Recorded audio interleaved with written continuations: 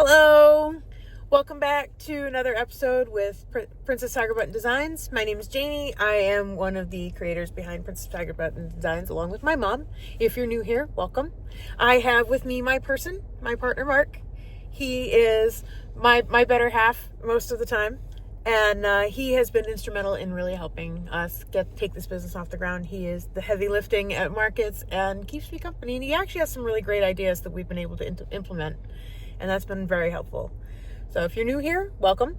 This is the third episode we've put out, and I'm just going to cover a few things today in terms of what I've done this week, which hasn't been a lot because of the holidays. I hope everybody had a good Christmas and has great New Year's plans. So what have I done this week? The last time I talked to you, we were setting up for the market at Emerald Square Mall. Which, oh boy, was that a roller coaster. We laughed, we cried, we made a whole bunch of money, actually. It started out as complete chaos. Like, we were late, we were there on time for the setup, but the organizers weren't ready for us, and then there was a long line. There's one person checking everybody off on the list. In the meantime, thankfully, I had a second person, as quite a few people did, to be able to start bringing things in and staging them in piles, as, of course, we ended up coming in one door of the mall, and our booth was on the total opposite end towards the center of the mall. Emerald Square Mall is, is kind of a rectangular shape. So we were more towards the middle, maybe a little closer to the opposite end from where we started. And we do not have a wagon yet. So we were hoofing all of that stuff. Mark primarily, basically, I carried a few things over, and he handed me the tables and said, start setting up. Because by the time we got our space and got through the line, we had about an hour, maybe, to get everything set up and ready. And we like to get there as soon as setup is allowed to give us, and usually that's about 2 hours. And we don't need 2 hours to set up, but we like being able to take our time, change things around if we need to, and just have that few moments to collect ourselves before the show, before the shop starts. But we didn't have that this time. We were finishing pretty much just right on time, and I think I was still putting price tags out as the mall was open and shoppers were coming in. What I ended up hearing from some of the other vendors that were participating, besides the fact that some people were really, really catty and had like terrible attitudes, is there was like a tale of two shows. And unfortunately, as I mentioned in the last video, Emerald Square Mall is, I don't want to say a dead mall, but it is not exactly alive. And we had a Sears as an anchor store on one end, and that's been closed for quite some time now. And unfortunately, from what I've heard, and I don't know all of the details of this, is that Sears owns that portion of the mall. As in, they own that section, not like, they're not renting it, like they own it. So I assume whoever owns what's left of Sears now owns it. And, Mark, you made a good point that what are you going to do with that? Why not sell it back? And I don't know anything about malls or how malls are run like that, but it does mean that nobody else is taking that space. And as long as that whole end of the mall sits empty, they're going to struggle to keep the stores filled. Yeah, I don't understand why the owner of Sears doesn't sell it to the mall for the mall to put other stores in there. Exactly. And it's like a cancer. You can see once Sears closed, all the small shops around it on all three floors just started just closing up. The third floor is almost completely nothing left. And it's really sad. I mean, we still have a Macy's. We have JCPenney as anchor stores. They have H&M, Hollister, some big brand names in there. And that's actually, incidentally, where we were, is right across from H&M and Hollister. And we did really well. We were right next to the Labubu cart. And at first I was a little upset by that. And I thought that was going to be more of a hindrance than it turned out to be. But, I think I messed up my nugget here. No, I ended up doing really well. I did see a lot of people go over there, a lot of kids go over there, but I didn't see a whole lot of product off that table move. And he had a lot of like the 3D printed AI slop dragons and all that stuff, and I think people are just over that right now. They've kind of had their fill. So, we got a lot of traffic where we were too, but the people, they had like 2 or 3 rows of tables set up down where Sears was, because obviously that's closed. And those people didn't hardly get any traffic at all. Nobody was walking down that way. So we really lucked out in terms of positioning. I think, and if we were elsewhere in the mall, we would not have done as well as we did, even if our product is great. I don't think these people promoted it as much as the card vendor things they do. No, they posted to a lot of the local town pages, to like North Attleboro, Plainville, all the town Facebook pages. They posted to some that were specifically for vendor events. But also, I believe they were told by the mall that the mall would be doing advertising, that the mall was going to put the show out on the big letter sign out front by the street, and they never did. And I think that made a big difference. Yes. Because a lot of people didn't even know that there was going to be a craft fair or something. I think, so we lucked out in the fact that it was the last shopping weekend before Christmas. So there was a lot of people there in general. But other times of the year, I can't guarantee that we were going to do as well as we did. So in the end, even though before the show started I was saying never again, I'm not going to set up with these organizers or anything, we did really well, and I will look forward to trying to maybe do another show there. In fact, with, like you mentioned, the card show a couple of times a month, and actually now they're slated in through 2026 once a month. They're going to do a two-day weekend show for trading cards, collectibles, stuff like that, Pokemon, and sports cards and stuff. And we're going to try and see if we can get a table in with them. Not for January. We're going to try our first one in February. Hopefully I haven't put the money in yet for that, but I'm going to see if there's still room. And, we did pretty well at CardCon, and there isn't any, we walked the last card show they had this month on the 13th, and there wasn't anybody selling. There was only maybe one table that even had regular manufactured plushies of Pokemon. And there was nobody selling any other handmade goods like that. And even though I don't do licensed characters and I don't intend to start, I think we would be a welcome surprise there, especially with dice bags, deck boxes, things that are card adjacent. I was surprised that we got so many sales at a card convention.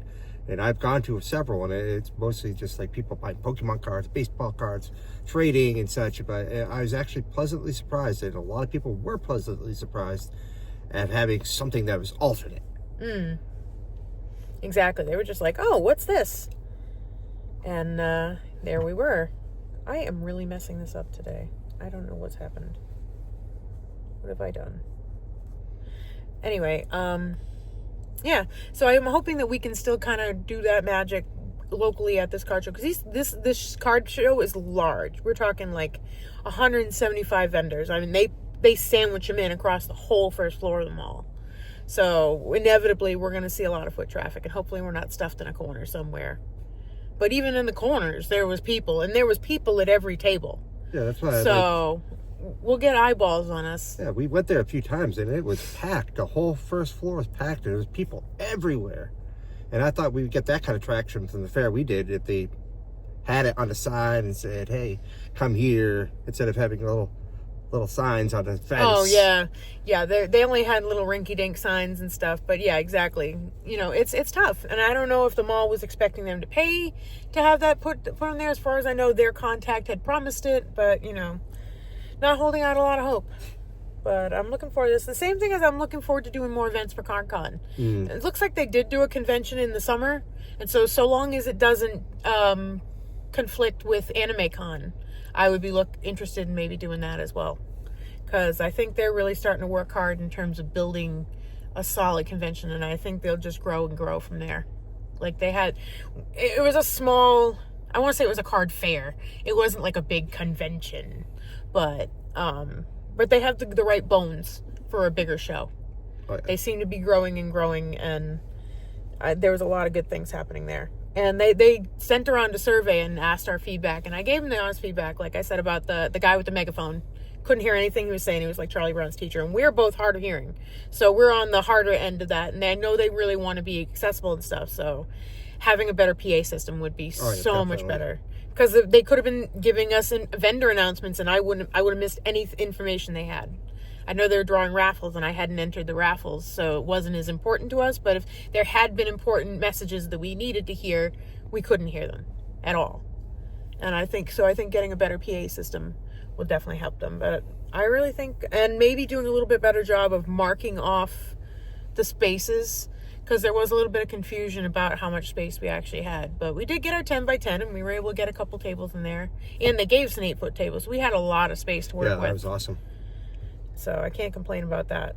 So it's just another one of those things. We just got to bitch harder and ye shall receive.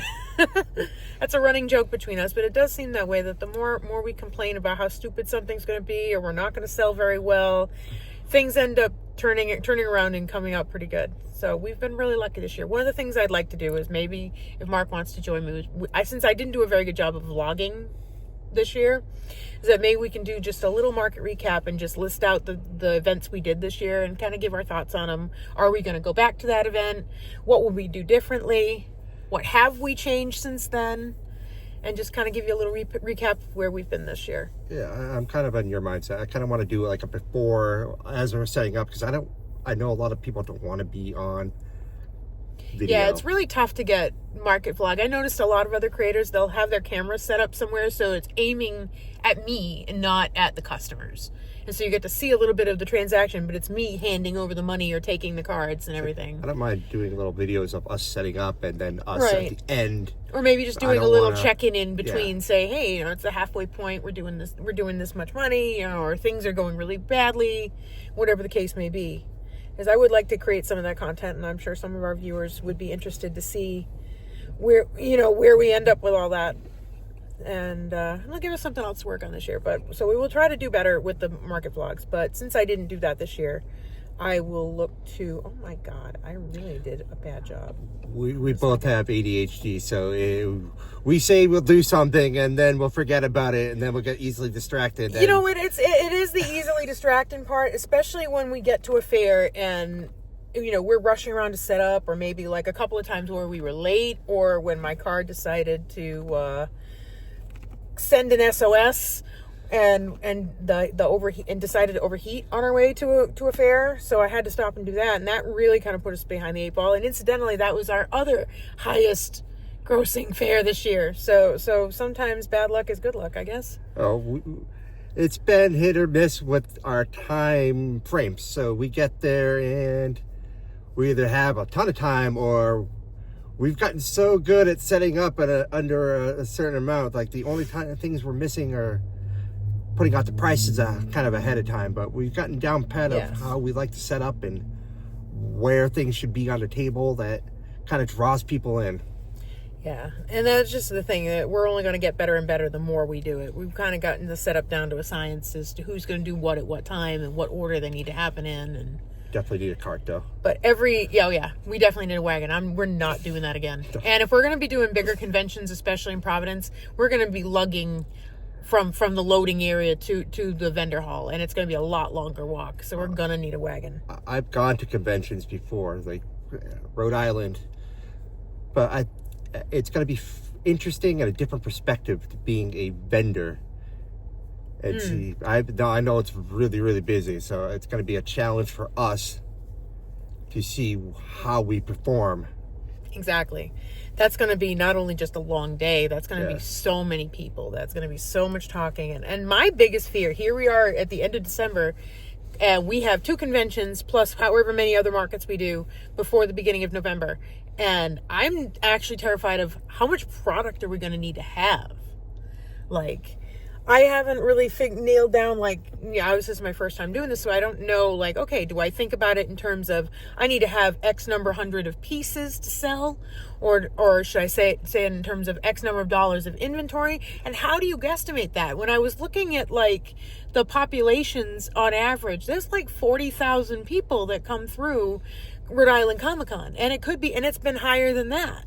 So, how do I bring in... I mean, obviously not every single one of those people that comes through is going to be buying something from my shop. No. But, how do I use that number to guesstimate how many people might purchase from my shop? Well, that's why I said we should do, a form, a suggestion form, or a custom form that we can get people to kind of give us their ideas of what they would like, or for future purchases in general, or a mailing list, like you're saying. It'd be cool to get on a mailing list or have some, either way to contact us. I wonder, though, if trying to take custom orders at a place like Comic-Con is going to be a fool's errand in terms of time. Is that going to be too much while we're busy to try to take an order? But you had a good idea that maybe having some sort of order form. I'd love to get to a point where we can at least say, okay, you want XYZ after the convention, I'll take a deposit of $10 or whatever just to hold your place, guarantee that we're going to work on your product or something, to draw in that business. Because so many times I've handed out my card to somebody and be like, yeah, hit us up, send me an email. And then my email inbox is still empty. Send us mail. But that's why I said you could put it on the clipboard, have them fill it out, and put it in a suggestion box. And we can mail them out or whatever we need to do afterwards and get in touch with them. Like, we get a mailing list and keep them up to date. So that'll be something else for 2026 is setting up a mailing list. And we'll have had 2 conventions under our belt by the time we get there so we should know how that's going to roll. So, okay. So we've covered the Emerald Square Mall. We did almost $500 there, guys. That was fantastic for most of our customers not even realizing we were in the mall that day. So I can't guarantee that other mall events are going to give us that kind of money and that kind of traffic, though I think the card show type thing is definitely going to be more our niche or closer to our niche. Millennials with discretionary income. That and Anime Con. I think we should be okay there too. And the sad truth is that most of us that are our age, and we're 40, 41, he's about to turn 41 tomorrow. We've given up on a lot of the major adult milestones. Most of us aren't ever going to own a home. No. We're not going to own nice cars. So what little money we have, well, screw it. Might as well buy things that make us happy. If that's a few trading cards, a plushie that makes us happy. I mean, you would think in the economy the way it is and the way people are struggling, why are people still buying crochet plushies and stuff? You know why? Because it's a little luxury. It's a little something that makes you smile and makes it suck a little less. And that's what we're here for. We're here to make it suck a little less. We got a lot of people who you could see the happiness in their face when you get to see the products that they're like, oh my God. I've seen a lot of people when we're at the fair with her, it's like their faces light up, and she goes, this is why we do it. Exactly. You get people who are like, oh my God, that's so cool. That's awesome. They're happy to see it. Maybe they won't buy it, but it's something that brings joy to people, and that's we like. Yes. Yeah. I mean, I wish I could say that light up eyes and smiles pay the bills. They don't, but it does validate a lot of the work. It makes it worthwhile to keep coming out here and bringing new fun stuff, because it is making people happy. It is kind of delighting them, and it is a good feeling. So we're looking forward to that. And so our next market slated is going to be, like I said, is going to be the Mother Brain Market in New Bedford, put on by Acorn Noir Records. And again, that's going to be kind of like an alternative-y, kind of gothy, counterculture type thing. And they are allowing some video game vendors. So again, we're going to be bringing my dice bags, deck boxes. We're going to be bringing bats and skulls and spooky things. And I think that's going to be a lot of fun. And I think we'll do well there. I think that's right in our wheelhouse in terms of customers. So I'm really looking forward to that. And there's an after party that we get free tickets to for being a vendor. So that'll be fun. Free play arcade and fun drinks. And I think that'll be a good night.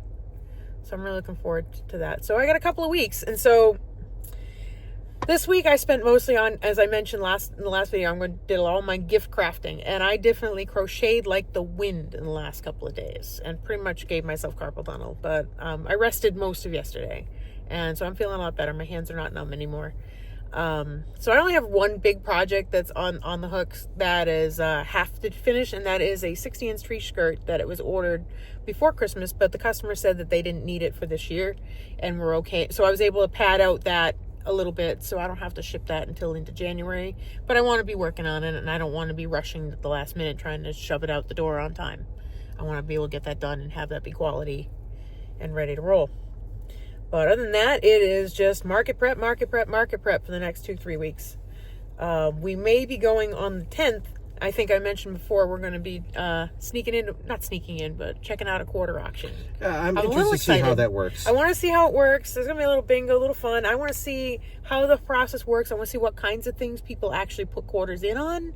And so we know if that's something we want to do, because the table fee was like $25. So I know it's not very long. It's like 5 to 8 at night. But if it's something that would be worthwhile for us to sell or bring things to, then it would be worthwhile. Maybe it would be nice maybe that might be a situation where I can sell more of the stuff that my mom makes, which would be like our coasters, our towels, market bags, stuff like that. That might be more practical stuff that would sell well there at a smaller fixed price, more than the plushies, which definitely have more of a niche or more of a specific customer base. So that'll be something exciting.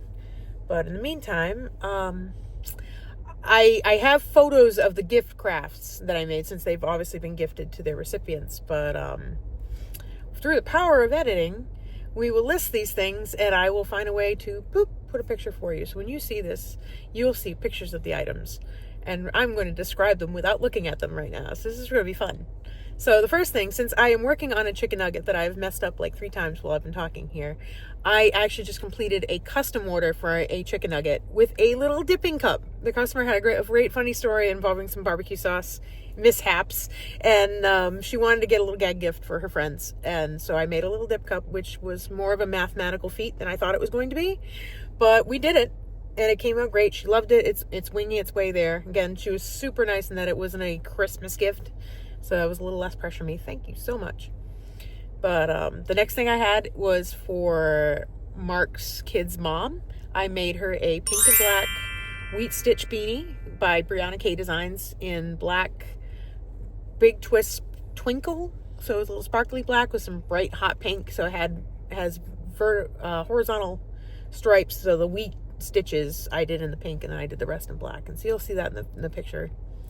And for her mother, the kid's grandmother, I made the wheat stitch puff, I think, what she call it, snowy puff stitch hat or something, but it's basically the same wheat stitch that it was her signature stitch, and it's vertical. And I did that in Lion Brand Heartland in the color Hot Springs, which is a really pretty purple, because her favorite color is purple, and they both love their hats.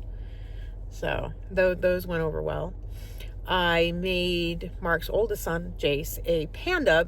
It came out a little derpier than I expected. I don't have the pattern name in front of me, but I will have it in the description when I put the video up.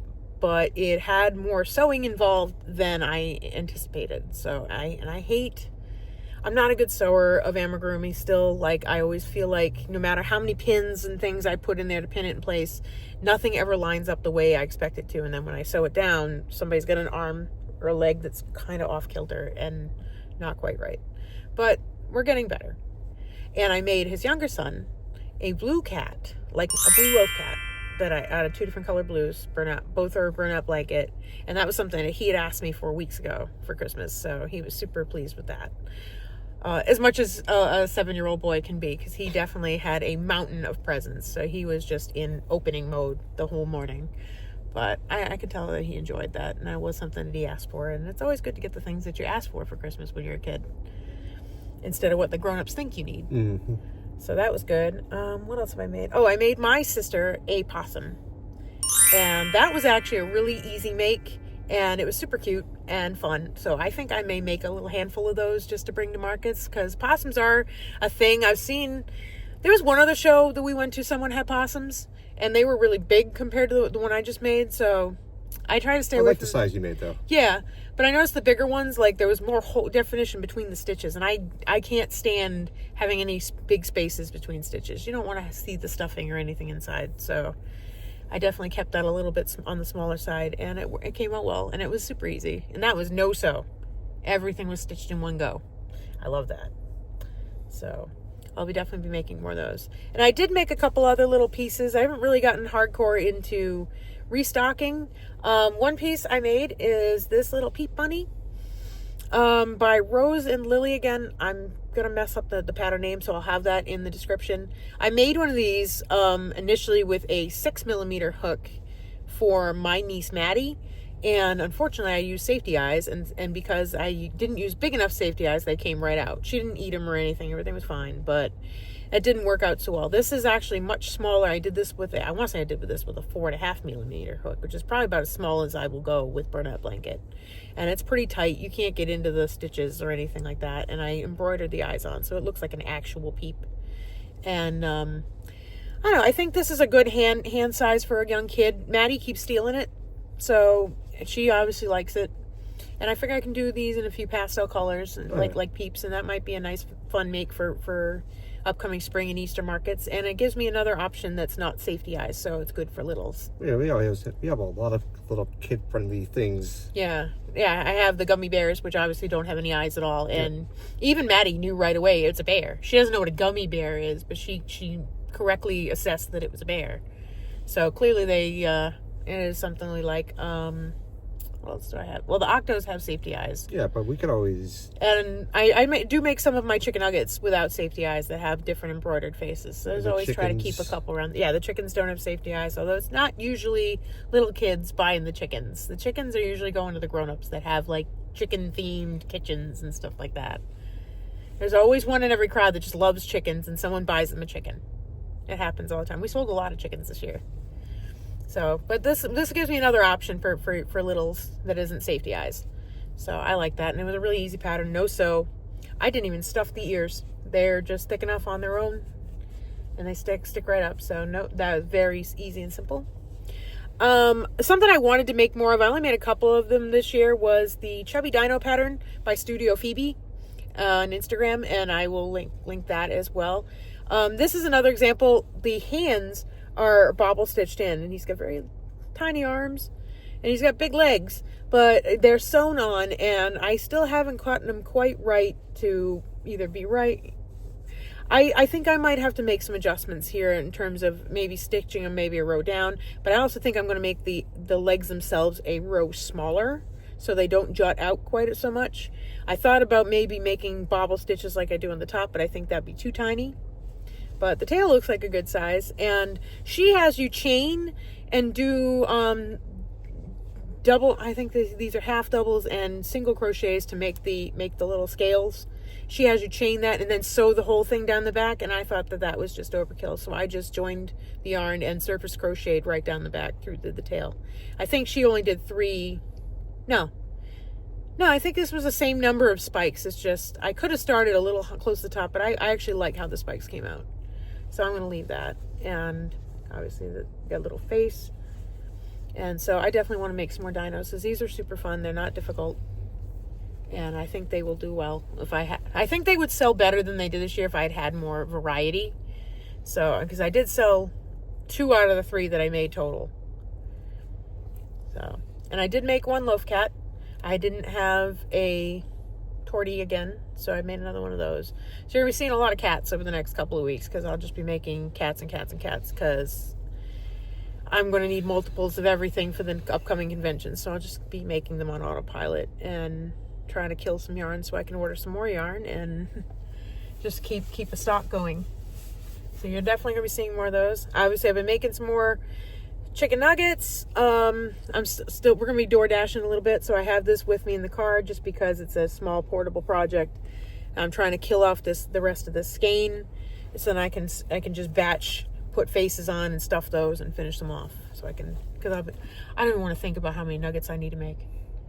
So many. I have this, and I have another 600-gram ball at home. Just Everybody some loves burnt the mustard. faces. It's fun to see people's reactions, seeing that every emotion's supported, and I love that. Yeah. On the Etsy shop, though, I only have the regular one with the smile, and it's just because I didn't want to try to make drop-down lists with all the different faces, but that I may change my mind on that later on, but I figured if I made the normal smile face and I made enough normal smiles so that consistently, so if you buy one on Etsy, you're going to get that. So nobody because I thought about that, and I'm like, I don't want to give them a different face than what they're seeing on the picture, because what if they don't want the angry face? Or the one with the lipstick, or the little guy with the up and down mouth. So, I mean, we said emotional support. We didn't say which emotion. But yes, they definitely have been a hit for us this year. We made, 37?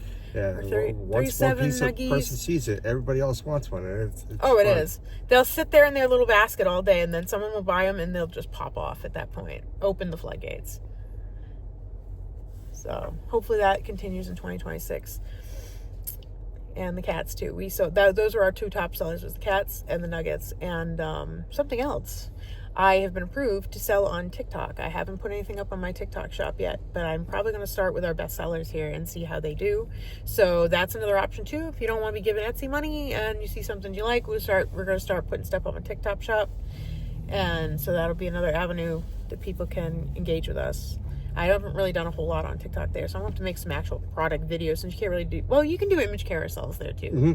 But I want to do like reels and just be able to port that over. The joys of being a small business is you also have to learn to be a marketer.